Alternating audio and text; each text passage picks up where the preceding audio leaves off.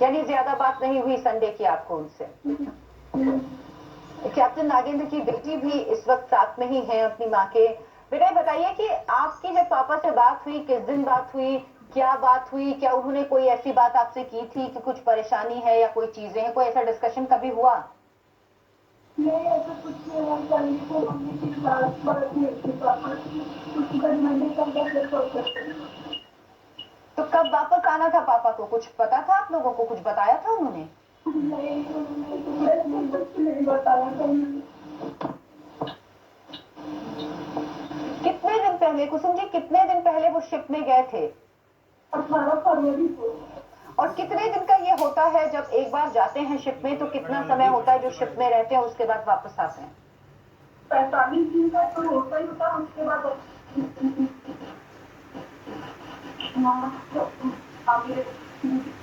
क्या 45 दिन कहाँ जाते हैं, वो वहाँ जाने के बाद 45 दिन का काम करते हैं। यानी परिवार इंतजार करता रह गया और अभी तक इंतजार ही कर रहा है, लेकिन कोई जानकारी नहीं मिली है। कैप्टन नागेंद्र के भाई भी हमारे साथ हैं।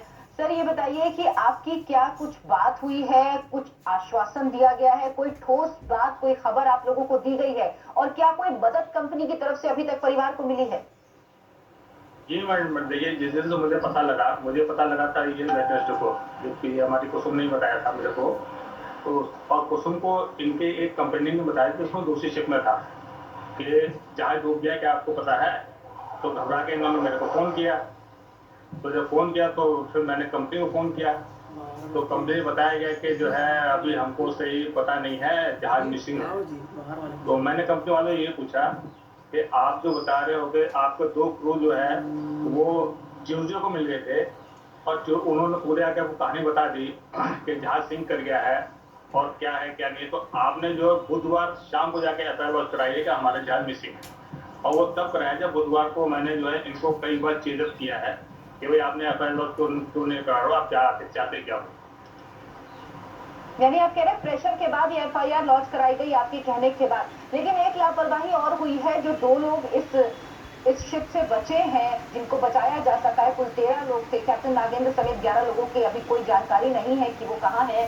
उन 2 लोगों ने ये भी कहा कि सिर्फ 2 लोगों के पास ही लाइफ जैकेट थी और बाकी किसी के पास लाइफ जैकेट नहीं थी। यानी किस कदर लापरवाही है कि जानबूझ के ये तो किसी को मौत के मुंह में ढकेलने के बराबर है। बिल्कुल यही कहा जा सकता है कि लापरवाही जो हुई है कंपनी की तरफ से, लेकिन कंपनी उस लापरवाही को जो है अपने लेना नहीं चाहती। अभी परसों कंपनी के मालिक ने बयान दिया, राजेश शाही ने। राजेश शाही कहते हैं कि जब ये नगेंद्र वहाँ पर पहुँच गए हैं तो उसको क्या बोलते हैं, उसको शिप को गेल कंस्ट्रक्शन को जब ये टक्कर पहुँच गए हैं, तो हमने इनसे कहा आप वापस आ जाओ। तो कैप्टन नगेंद्र ये बोले अपने लोगों से कि भाई जो 137 लोग उस पर सवार हैं उनको बचाना भी तो हमारी जिम्मेदारी है। हम उस बोट को बिना ट्रक किए कैसे चले जाएंगे जिस काम से हमको भेजा गया। और वो ट्रक को उसको टैग करके ला रहे थे, तो उसके तो 137 लोग बच गए। जब बच गए तो इनका जो एंकर कहीं फंस गया उसमें। जब एंकर फंस गया तो शिप पलटने लगा, जैसे उन्होंने बताया क्या बोलते इनके 2 क्रू मेंबर्स ने, शिप पलटने लगा है। तो हम लोग बोट सेट कर रहे थे, तो एक ही बोट मिल पाई है, उसमें हम 2 लोग जो है एस्केप हो गए और ये लोग कूद गए हैं। ये तो ये बता रहे कूद गए हैं। ये कंपनी वालों से मैंने पूछा कि अगर ये बाकी लोग भी कूदे हैं तो इतने दिन से 11 में से एक भी आदमी क्यों नहीं मिल रहा है? 11 में कोई तो मिलना चाहिए, बाकी लोग मिल रहे हैं, इनमें से एक भी नहीं मिल रहा है। तो क्या वो शिप के अंदर ही डूबे हैं, ये आप कंफर्म कर बताइए। क्रू मेंबर्स कभी कुछ बताते हैं, कभी कुछ बताते हैं, समझ नहीं आता है सच क्या है। तो आपको क्या लग रहा है कि क्या क्रू मेंबर्स भी अब कहीं ना कहीं कंपनी के प्रभाव में आ गए हैं? अब जो इनके बाकी लोगों से बात होता है, क्योंकि कैप्टन सोच के संपर्क में है हमारे, बताते कंपनी जो अपने बचाव के लिए बहुत कुछ करती है। कुसुम जी, मौसम खराब था, इस बात की चेतावनी भी थी, लेकिन उसके बावजूद भी लोगों को सुरक्षित जगहों पर नहीं भेजा गया। और अब जिस तरह की खबर है, जिस तरह से कैप्टन साहब के भाई भी बता रहे हैं कि उस दूसरे शिप को वो टैग करके ला रहे थे, लेकिन उस दौरान ही यह हादसा हुआ है। लेकिन लापरवाही तो यहाँ पे भी है ना, कि अगर लाइफ जैकेट नहीं थी, अगर सुरक्षा का ध्यान नहीं रखा गया, और जो खासतौर पर रेस्क्यू करने जा रहा है उसके पास ही नहीं है। ये तो कंपनी वाले को ध्यान देना चाहिए कि हम जब किसी को भेज रहे हैं तो उनके पास पूरी सुरक्षा है कि नहीं है। आपकी बात होती थी तो क्या कभी उन्होंने अपने काम के बारे में वहां पे जिस तरह के हालात थे या इस तरह की कोई चर्चा होती थी, कभी बात की इतने समय में? इतने इनके जिस सीट पे थे वहाँ मोबाइल का नेटवर्क नहीं था, तो वो सैटेलाइट से ही फोन करते थे, कभी कभी हफ्ते में 10 दिन में बस हाल चाल घर का जान लेते थे और अपना बता देते थे, तो और कोई बात नहीं होती थी। और आखिरी बात कंपनी से आपकी क्या बात हुई और कब बात हुई? मेरी आखिरी बार ट्यूसडे वेडनेसडे को हुई थी, जब उन्होंने मुझे बताया कि हाँ सीट डूब गया है और मतलब मिल नहीं रहा है और सर्च चल रहा है। उसके बाद मैंने अपने जेठ जी को बता दिया, उसके बाद मेरी कोई बात नहीं हुई, बातचीत उन्हीं की हो रही है कंपनी वालों से। सर, बुधवार के बाद आपकी कब बात हुई और क्या कंपनी की तरफ से अभी तक साफ चीजें बताई गई हैं या किस बात का इंतजार कर रही है कंपनी? और जो एफआईआर दर्ज कराई गई है अब कंपनी की तरफ से, उसमें क्या अपडेट आपके लिए कि क्या कार्रवाई अभी तक हुई? अब उसकी कार्रवाई तो उन्होंने कोई बताई नहीं क्या कार्रवाई चल रही है।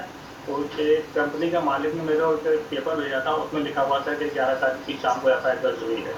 उससे मुझे पता लगा कि क्या बुधवार की शाम को एफआईआर दर्ज कराई गई है। जबकि इनको जब ट्यूजडे को इनको 2 फोन नंबर मिलते थे, इनको एफआईआर उसी दिन लॉन्च करानी चाहिए थी, क्योंकि कभी सिंक किया हुआ शिप। अब जो नेवी जो सर्च कर रही थी, उन नेवी वालों को पता ही नहीं था कि दूसरा भी कोई क्रू डूबा हुआ है इसमें, दूसरा क्रू मेंबर भी लगता है इसमें, ये हमारा प्रजाकर के शिप भी डूबा हुआ है, तो नेवी वालों को पता नहीं। वो एफआईआर लॉन्च होने के बाद बड़ी बात कह रहे हैं कि पता ही नहीं था, जो रेस्क्यू कर रही थी नेवी, उसको ये पता ही नहीं कि बरसदा भी डूबा हुआ और उसमें 11 लोग हैं अभी।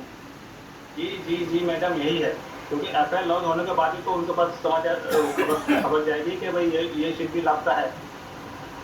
तो ये 2 दिन से कंपनी वाले क्या कर रहे थे, जब क्रू मेंबर्स ने आकर बता दिया इनको ऑलरेडी। बिल्कुल सही बात, यानी भारी लापरवाही कंपनी की तरफ से बरती गई है।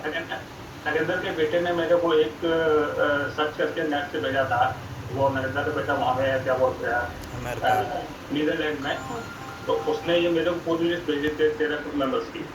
उसमें 2 लोगों की चेकिंग हो रही है, तो एक जो बाईपास जो शिप जो पास से गुजर रहा होगा, तो उस शिप ने उसको लिखा है उसमें कि मैंने देखा है कि ये इसका जो है एंकर फंसा हुआ था उसमें, और ये जो है धीरे धीरे करके जो है लुढ़क रहा था। मुझे नहीं लगता कि इससे कुछ मेंबर्स बचे होंगे, उसके लिए कहना था। यानी आप लोगों को भी हादसे की आशंका है।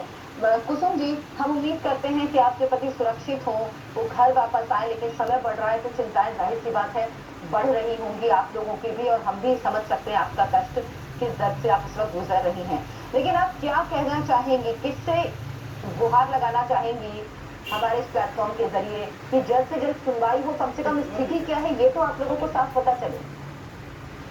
बस मेरी यही प्रार्थना है, प्रधानमंत्री, राष्ट्रपति और रक्षा मंत्री हम लोग की मदद करें, मेरी भी और जो बाकी 10 लोग हैं उनकी भी, सबकी मदद करें, क्योंकि मेरे साथ साथ वो भी घर परेशान होगा।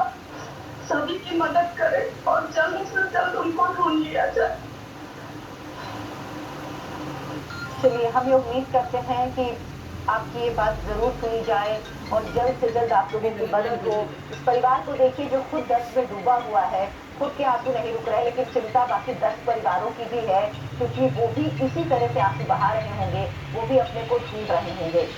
बहुत बहुत शुक्रिया आप लोगों का हमारे साथ जुड़ने के लिए। हम उम्मीद करते हैं कि जल्द से जल्द जो भी जानकारी है, जो भी खबर है, जो भी बात है, वो आप लोगों तक साफ साफ पहुंचे। बहुत बहुत शुक्रिया। हम बढ़ेंगे आगे। Russian vaccine